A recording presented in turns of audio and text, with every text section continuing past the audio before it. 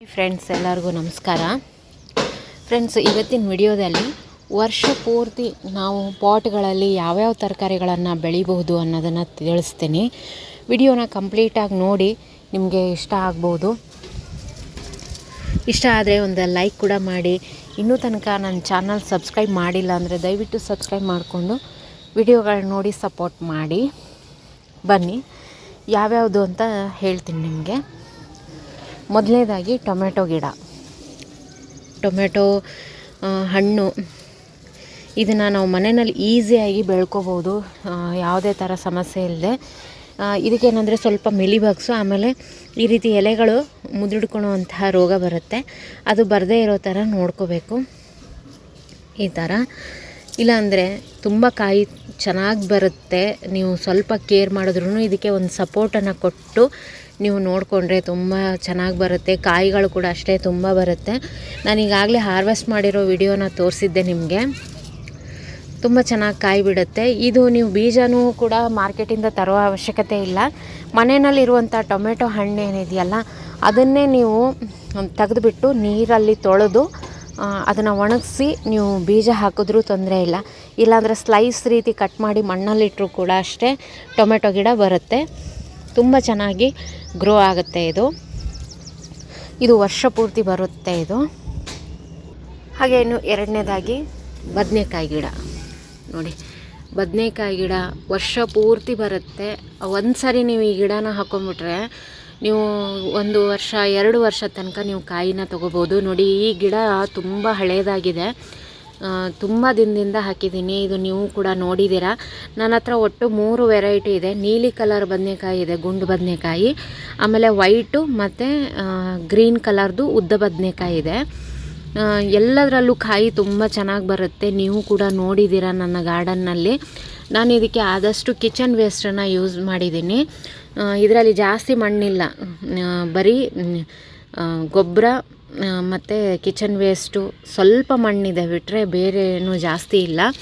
ನೋಡಿ ಕಾಯಿ ಎಷ್ಟು ಚೆನ್ನಾಗಿ ಬಿಟ್ಟಿದೆ ಅಂತ. ನೀವು ಇದನ್ನು ಸಸಿ ಕೂಡ ಸಿಗುತ್ತೆ ಹೊರಗಡೆ.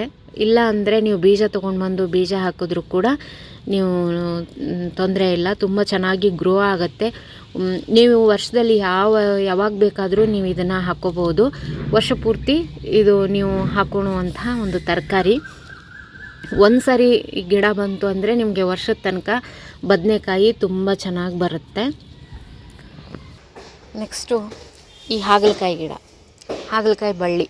ಈ ಹಾಗಲಕಾಯಿ ಏನಂದರೆ ಇದು ಕೂಡ ಅಷ್ಟೇ ವರ್ಷ ಪೂರ್ತಿ ಬರುವಂಥದ್ದು. ಇದು ಒಂದು ಸಾರಿ ಹತ್ಕೊಂತು ಅಂದರೆ ಕಾಯಿ ಮಾತ್ರ ಕಂಟಿನ್ಯೂಸ್ ಆಗಿರುತ್ತೆ ಫ್ರೆಂಡ್ಸ್. ಇದ್ರ ಬೀಜ ನೀವು ಅಡುಗೆ ಮನೆಯಲ್ಲೇ ಸಿಕ್ಕತ್ತೆ ನಿಮಗೆ. ನೀವು ಹೊರಗಡೆ ಮಾರ್ಕೆಟಿಂದ ಹಾಗಲಕಾಯಿ ತಂದಿರ್ತೀರ, ಕೆಲವೊಂದು ಸಾರಿ ಹಣ್ಣಾಗಿರುತ್ತೆ ಯೂಸ್ ಮಾಡಿದೆ, ಅಥವಾ ಮಾರ್ಕೆಟಲ್ಲೇ ನೀವು ತೊಗೊಂಡು ಬರಬೇಕಾದ್ರೆ ಹಣ್ಣಾಗಿರುವಂಥದ್ದನ್ನು ತೊಗೊಂಡು ಬಂದು ಅದರಲ್ಲಿ ಬೀಜ ಇರುತ್ತಲ್ಲ, ಅದನ್ನು ಒಣಗಿಸ್ಬಿಟ್ಟು ನೀವು ಮಣ್ಣಲ್ಲಿ ಹಾಕಿದ್ರೆ ತುಂಬ ಚೆನ್ನಾಗಿ ಗ್ರೋ ಆಗುತ್ತೆ. ಇಲ್ಲ ಅಂದರೆ ನೀವು ಮಾರ್ಕೆಟಲ್ಲೂ ಕೂಡ ಇದರದ್ದು ಬೀಜ ಸಿಕ್ಕತ್ತೆ, ಅದನ್ನು ಕೂಡ ನೀವು ಯೂಸ್ ಮಾಡ್ಕೋಬೋದು. ಒಂದೇ ಒಂದು ಹಾಗಲಕಾಯಿನಲ್ಲಿ ಏನಿಲ್ಲ ಅಂದರೂ ಸುಮಾರು ಒಂದು 10 ಮಿನಿಮಮ್ ಹೇಳ್ತಾ ಇದ್ದೀನಿ ನಾನು, ಒಂದು 10 ಬೀಜನಾದರೂ ಸಿಕ್ಕತ್ತೆ.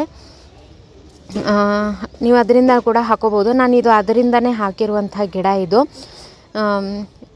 ಇದು ಕೂಡ ಅಷ್ಟೇ ವರ್ಷ ಪೂರ್ತಿ ನೀವು ಯಾವಾಗ ಬೇಕಾದರೂ ಹಾಕೋಬೋದು. ವರ್ಷ ಪೂರ್ತಿ ಬರುವಂಥ ಗಿಡ ಇದು. ಯಾವ ಒಂದು ಮಳೆಗಾಲದಲ್ಲಿ, ಆಮೇಲೆ ಚಳಿಗಾಲದಲ್ಲಿ, ಬೇಸಿಗೆನಲ್ಲಿ ತುಂಬ ಚೆನ್ನಾಗಿ ಗ್ರೋ ಆಗುತ್ತೆ. ಇದು ವರ್ಷ ಪೂರ್ತಿ ಬರುತ್ತೆ. ಇದರಲ್ಲಿ ನಾನು ಕಂಟಿನ್ಯೂಸ್ ಆಗಿ ಕಾಯಿ ತೆಗ್ದಿದ್ದೀನಿ, ನಿಮಗೂ ಕೂಡ ತೋರಿಸಿದ್ದೀನಿ ನಾನು ಕಾಯಿ ತೆಗ್ದಿರೋದನ್ನು.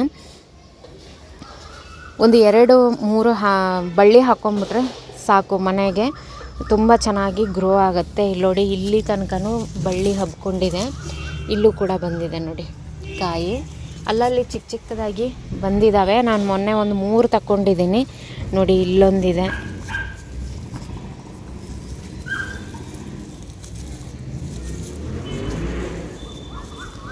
ತುಂಬ ಚೆನ್ನಾಗಿ ಕಾಯಿ ಬರುತ್ತೆ. ನೆಕ್ಸ್ಟು ಈ ಉಳ್ಳಾಗಡ್ಡಿ ಸೊಪ್ಪು. ಇದನ್ನು ನಾನು ಉಳ್ಳಾಗಡ್ಡಿ ಇಟ್ಬಿಟ್ಟು ನಾನು ಸೊಪ್ಪನ್ನು ಮಾಡಿರೋದು, ಬೀಜ ಹಾಕಿಲ್ಲ. ನೀವು ಬೀಜ ಕೂಡ ಹಾಕೋಬೋದು. ನಾನಿಲ್ಲಿ ಚಿಕ್ಕ ಚಿಕ್ಕ ಉಳ್ಳಾಗಡ್ಡಿ ಸಿಗುತ್ತಲ್ಲ, ಅದನ್ನೇ ಇಟ್ಬಿಟ್ಟು ಉಳ್ಳಾಗಡ್ಡಿ ಸೊಪ್ಪನ್ನು ಬೆಳ್ಕೊತೀನಿ. ವರ್ಷ ಪೂರ್ತಿ ಬೆಳಿತೀನಿ ಫ್ರೆಂಡ್ಸ್. ನಾನು ನನ್ನ ಟೆರೆಸ್ ಗಾರ್ಡನ್ನ ನೀವು ನೋಡ್ತಾ ಇದ್ದೀರಾ, ನನ್ನ ಯೂಟ್ಯೂಬ್ ಚಾನಲ್ ಅಂದರೆ ಮೊದಲಿಂದ ಅವ್ರಿಗೆ ಗೊತ್ತಿರುತ್ತೆ. ನಾನು ಯಾವಾಗಲೂ ಈ ಒಂದು ಸಣ್ಣ ಉಳ್ಳಾಗಡ್ಡಿ ತಂದುಬಿಟ್ಟು ಹಾಕೋದು ಜಾಸ್ತಿ. ನಾನು ತುಂಬ ಚೆನ್ನಾಗಿ ಗ್ರೋ ಆಗುತ್ತೆ ನೋಡಿ, ತುಂಬ ಚೆನ್ನಾಗಿ ಗ್ರೋ ಆಗುತ್ತೆ. ವರ್ಷ ಪೂರ್ತಿ ಇದು ಸೊಪ್ಪು ನಮಗೆ ಸಿಕ್ಕತ್ತೆ ಈ ರೀತಿ ಮಾಡೋದ್ರಿಂದ. ಇದನ್ನು ಕೂಡ ನೀವು ಬೆಳ್ಕೋಬಹುದು. ಹಾಗೆ ನೆಕ್ಸ್ಟು ಈ ಒಂದು ರಾಜಗಿರಿ ಸೊಪ್ಪು, ಇದರಲ್ಲಿ ಹಸಿರು ಕಲರ್ ರಾಜಗಿರಿ ಬರುತ್ತೆ, ಇನ್ನೊಂದು ಕೆಂಪು ಕಲರ್ ರಾಜಗಿರಿ ಬರುತ್ತೆ.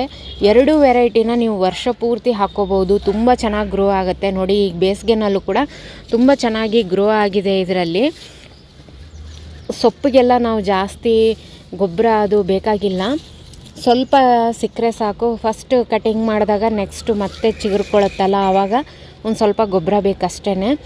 ಇದು ತುಂಬ ಈಸಿಯಾಗಿ ಗ್ರೋ ಆಗುವಂಥ ಸೊಪ್ಪಿದು ನೋಡಿ. ಇದು ಈ ರೀತಿಯಾಗಿ ಬೆಳ್ಕೊಳುತ್ತೆ, ತುಂಬ ಚೆನ್ನಾಗಿ ಈಸಿಯಾಗಿ ಬರುತ್ತೆ ಇದು. ನೀವು ಇದನ್ನು ಕೂಡ ಹಾಕೋಬೋದು.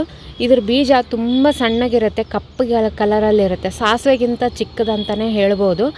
ತುಂಬ ಚಿಕ್ಕದಾಗಿರುತ್ತೆ. ವರ್ಷ ಪೂರ್ತಿ ಇದನ್ನು ನಾವು ಬೆಳ್ಕೋಬೋದು.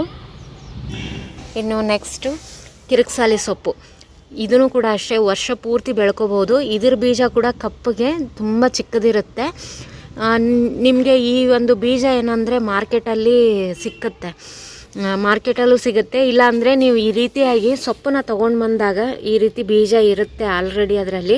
ನೀವು ಸೊಪ್ಪನ್ನು ತೊಳೆದಾಗ ಅದರಲ್ಲಿ ಬೀಜ ಬಂದಿರುತ್ತೆ, ಅದನ್ನೇ ನೀವು ಪಾಟಿಗೆ ಹಾಕಿದ್ರೆ ಅದು ಕೂಡ ಸಿಗುತ್ತೆ, ಅದರಲ್ಲೂ ಕೂಡ ಬೀಜ ಇರುತ್ತೆ. ನಾನು ಅದೇ ರೀತಿಯಾಗಿ ಹಾಕಿದ್ದೆ, ಅದರಿಂದನೇ ಇಷ್ಟೊಂದು ಆಗಿದೆ.